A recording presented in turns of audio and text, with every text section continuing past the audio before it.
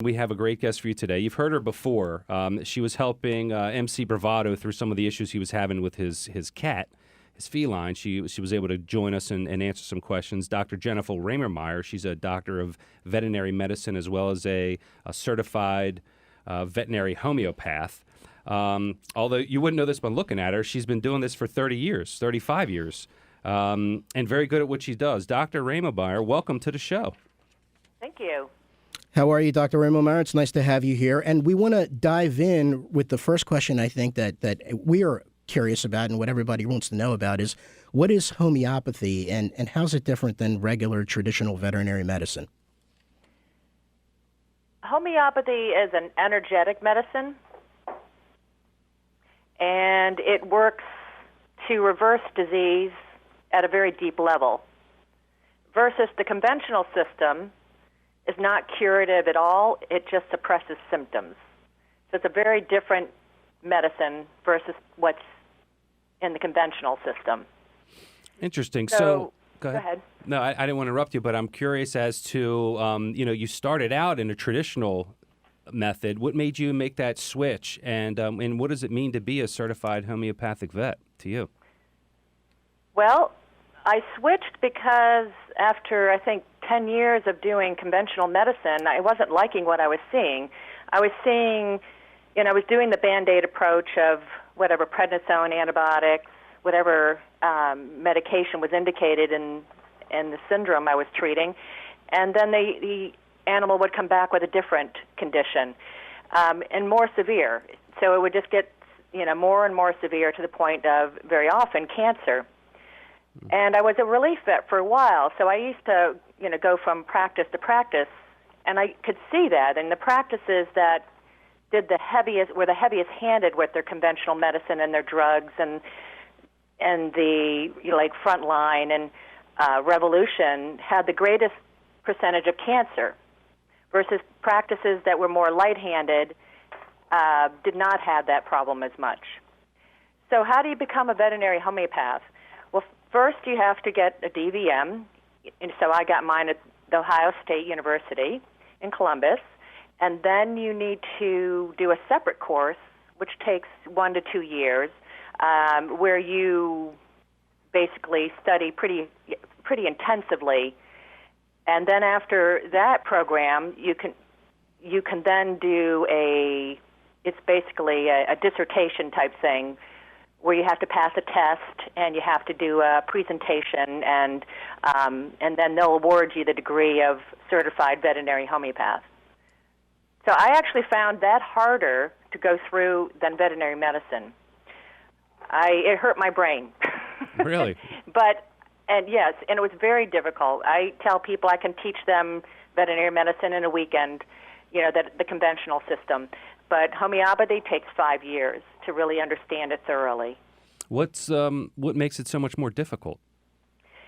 It's just the principles that were basically set down by the founder, Samuel Hahnemann, 260 years ago. It's a very difficult concept for us to understand that we are all energy bodies, and that by using these very these potentized remedies, there's nothing in them but nanoparticles, can actually reverse disease in the body. So there's a lot of study that goes into learning how that could happen, and there's a book called The Organon, and it's sort of like the Bible of homeopathy, and that's really the first step you have to take to become a homeopath is read that Bible and understand it. And it's very difficult to read. Wow, gotcha. So it seems like, from the onset, some person may think that to be a certified homeopathic vet, that might be like an alternative route, not something that you actually add on to a traditional studying. And then it sounds like, to rethink through how you treat your patients has got to be difficult, because I know to be a veterinarian, it's a grueling program. It's not something like it's not the bottom of the class that gets to get into vet school. Right. It's very competitive, extremely competitive. And it really should be the first step in how we treat our disease, not a second step, not when conventional medicine doesn't work, We should be using homeopathy before we go to conventional medicine, and use conventional medicine if the homeopathy doesn't work. So it should be reversed. Yeah. Now, how does the so in that realm, right? How does the typical sort of veterinarian group of people sort of embrace this alternative method? I mean, is there some understanding of it, or how do they feel about it? The other veterinarians, there's some that are open, and then there's some that they just flat refuse to even think about any alternative therapies at all. They're just, this is the way they have been trained this way, and this is how they're going to treat their patients. So it's really up to the consumer to make the decisions on how they want to treat their animal. Do they want to treat their animal so that the disease is cured? That's homeopathy. Or do they just want to do a Band-Aid where they have to keep going back and back for the same problem and have it never really be resolved in many cases? We so it's believe really up to us to educate ourselves on what is the better system of medicine at that time. Yeah, I was just going to get on that topic exactly, because there's a lot of education that's needed, and we believe in what you're doing. Right now, and we'll get to CBD after the break and those kind of things and some questions that you get from your patients, but I can imagine at some point, and we know the regulators don't want people want traditional veterinarians to talk about CBD and other alternatives there. Was there a time that they weren't okay with homeopathy? Not Maryland. No, there is a movement right now by the FDA to try to basically outlaw homeopathy, or at least the homeopathic remedies, so that they're not available to the public anymore. That's actually going on very soon in April, where the FDA is voting on this. But really, if you look back 100 years on veterinary medicine, they were using homeopathic remedies. This was our system of medicine, around 1918, late 1800s, early 1900s. This was our system of medicine. If you looked in, they had the medicine chest of a veterinarian for that time. One of their biggest remedies they had was nux vomica, which is a homeopathic remedy. So it was very widely used at one point, and what happened is the AMA decided they didn't want homeopathy as an option anymore, and sort of made it sort of a witch hunt, and it took away all the homeopathic hospitals. We used to have homeopathic hospitals for humans. So it used to be a really big part of our medical system, but it got basically taken away by the AMA, which is American Medical Association. Yeah, that's what I was mainly hitting on, is that, they typically don't like things that go against their system or their training. And their dollars. I wondered if there's any sort of that, specialization or not. We got a couple questions on the phone. Before we get to that point, I just am curious, in your practice, when did you start hearing questions about CBD? Is it from the beginning, or is it something that started more recently? I would say more recently, in the last couple of years. Okay. That's interesting. And what sorts of trends or questions are people asking you about CBD? Is there anything specific that they're saying, or is it just like general questions? It's mostly, can I use CBD? Would CBD help my dog or cat? Can I use it, doc? Is it okay with what we're doing? And if so, can you tell me the dosage? And as of late, I've had to say I can't really discuss it at all with you. You're going to have to find that information from another source, just because my hands are tied due to our veterinary board not allowing us to speak about CBD to our clients. Right, and that's a state of Maryland thing, and if we get a chance to later, we actually did a little legislative background research. There's a couple states right now that do have some bills and regulations on the line to open that up for vets to be able to freely discuss this. But currently, a lot of them, their hands are tied. I do want to get to our caller now. We have a pet question from Brenda in Pasadena. Brenda, what do you got for Dr. R?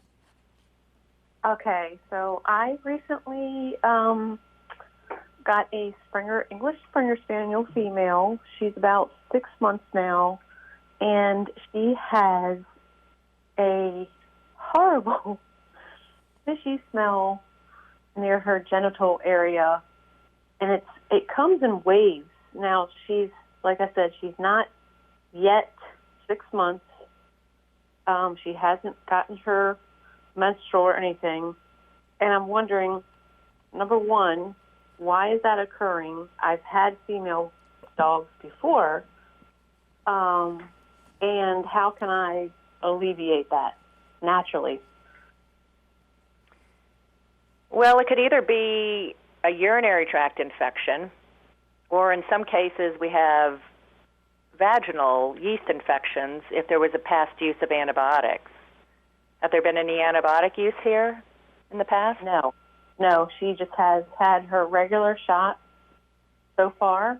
Mm-hmm. No antibiotics. No antibiotics. So, and another syndrome we have in female dogs is what's called a recessed vulva, and that can lead to more yeast infections just by the structural issue of that, and very often needs surgery. And that can be diagnosed by your regular vet if that is the case.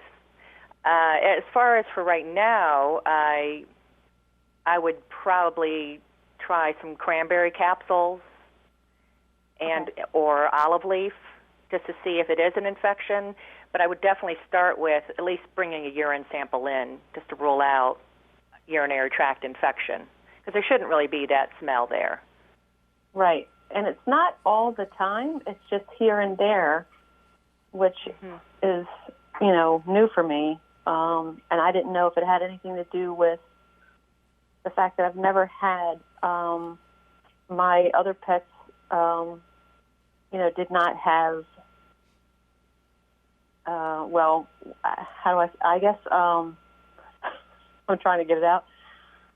She is her hair is long down there, so I didn't know if that had anything to do with the possibility of adding to it, or that she's not cleaning herself properly. Well done saying that in a way that we could play it on the radio. Thank you. Appreciate it. Well, Brenda, that's a great question. It sounds like you may want to try a couple things Dr. R suggested. Maybe get the urine tested, because that's probably one of the best things you can really start with as a step one. Brenda, I'd love to have you on longer. We have some other calls to get, but thanks for taking care of your little puppy, and congratulations.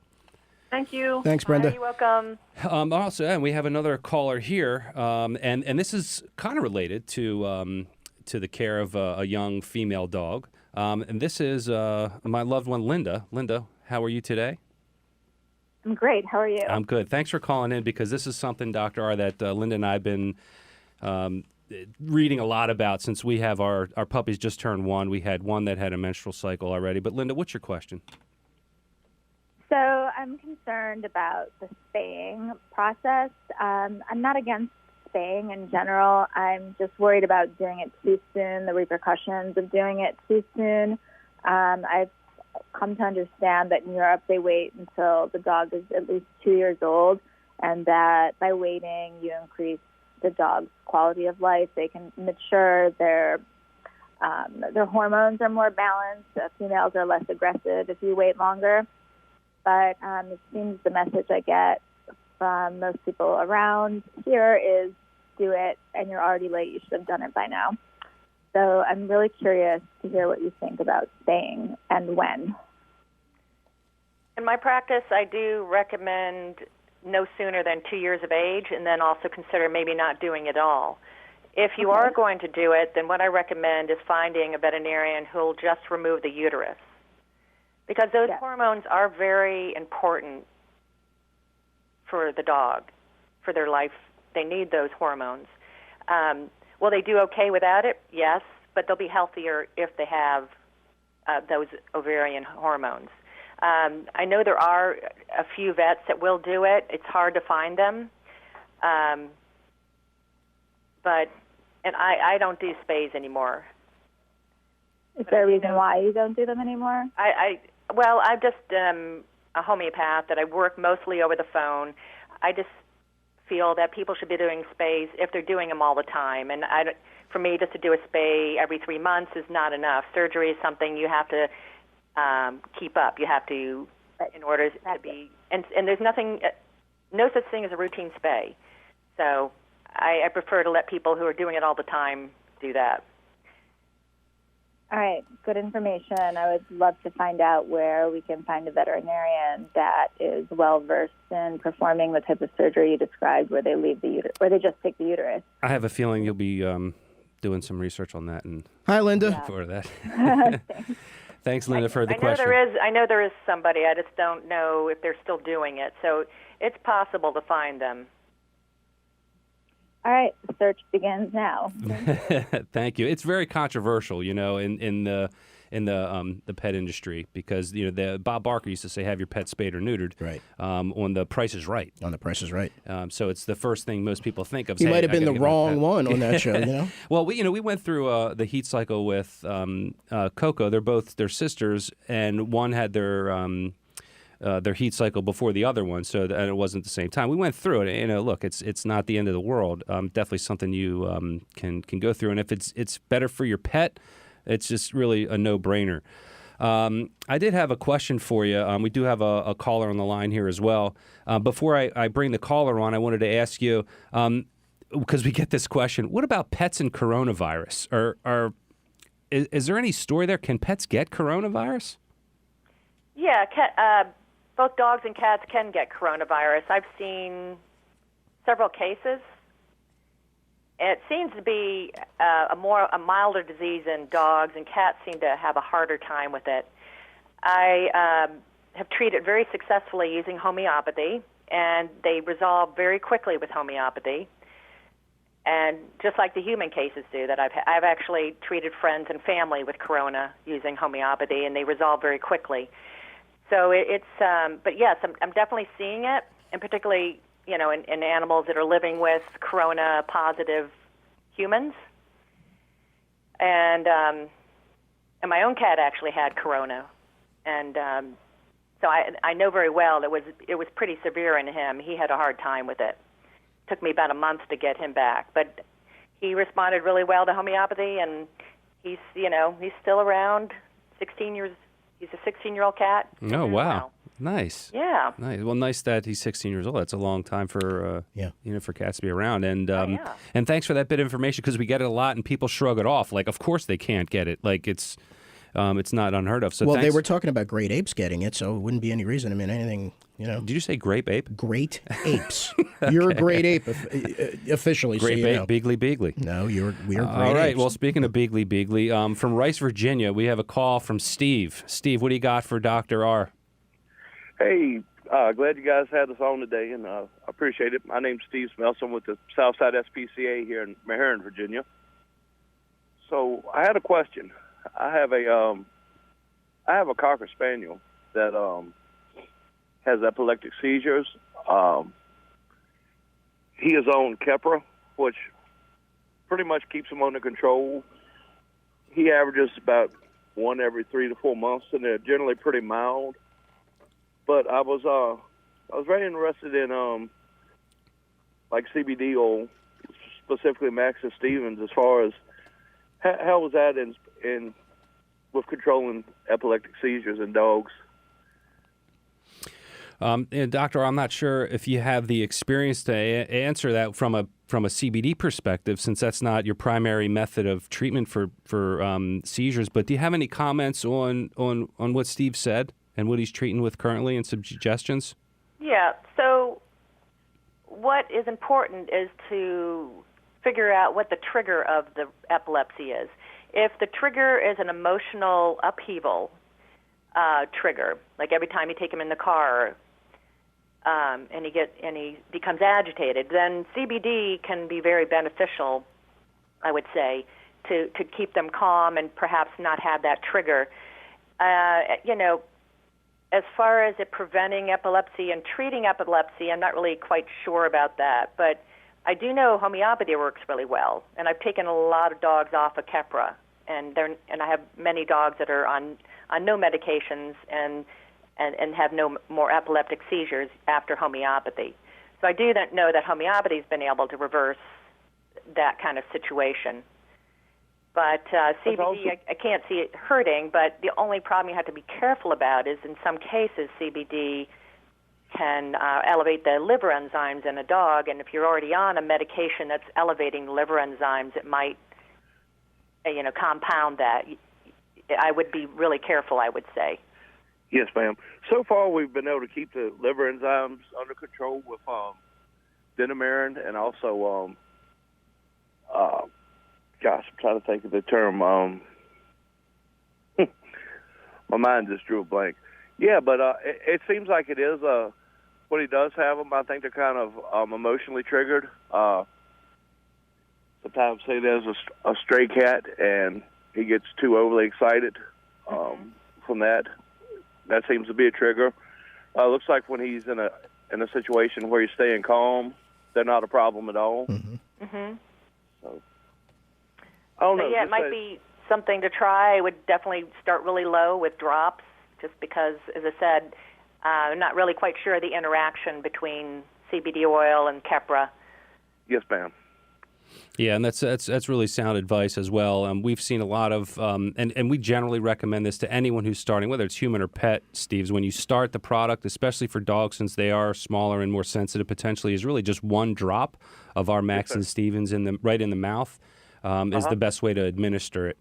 There's a lot of products out there on the marketplace with other ingredients in it. You just want to make sure you're really looking at a lab report, and of course ours is completely tested and certified. And it's a full spectrum, so you're getting that natural hemp product in there, not just an isolated, molecule that people are doing.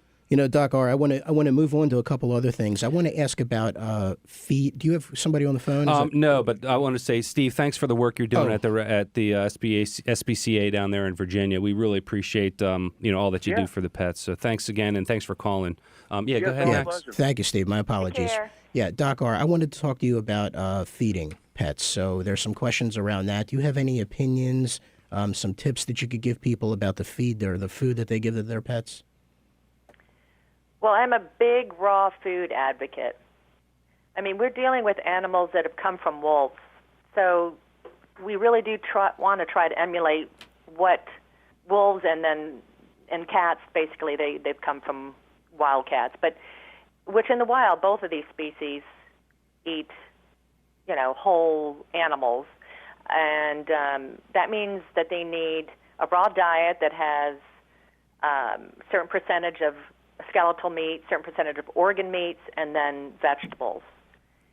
Dogs need, theoretically, about 75% meat and organ meats and 25% vegetables. Cats need 90% meat and 10% vegetables. But I don't recommend any dehydrated foods. I don't recommend dehydrated raw or pelleted foods. Not even Science Diet? Not even Science Diet. Yeah.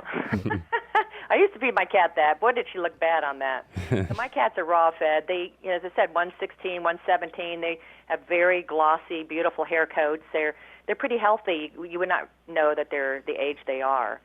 And so they've been 100% raw fed from kittens. And if you feed raw, they'll be a lot healthier. Your veterinary bills will be a lot less. And in general, and the animals love it in most cases. There are some times when you can't get a patient to accept it, or they maybe have some digestive upset on it. But that usually means that you need to treat them homeopathically, that there's an underlying chronic disease that's giving them some digestive issues that they need to be dealt with first before the raw diet. Gotcha. Now, Dr. R, we can continue this all day. We do have to let you go now. We appreciate everything. How can people get in touch with you? Well, the best way is probably to email me at holistic.dvm@gmail.com. Thank you very much, Dr. R.